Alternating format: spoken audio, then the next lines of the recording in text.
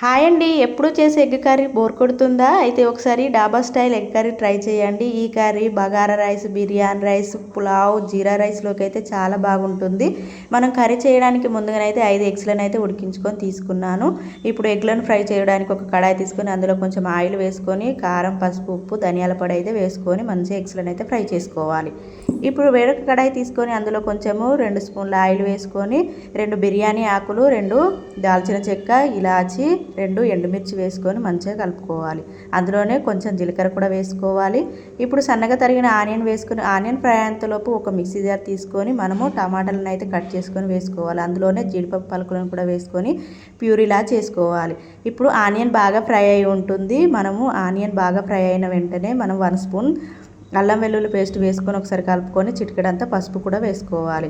ఇప్పుడు ముందుగా రెడీ చేసిన టమాటా ప్యూరీని కూడా వేసుకొని ఒకసారి కలుపుకొని మనము కారం, పసుపు, ఉప్పు, ధనియాల పొడి, జీలకర్ర పొడి, మిరియాల పొడి వేసుకొని మంచిగా కలుపుకోవాలి. ఈ పొడులన్నీ వేసుకునేటప్పుడు గ్యాస్ అయితే సిమ్లో పెట్టుకోవాలండి, లేదంటే కర్రీ అంతా మాడిపోతుంటుంది.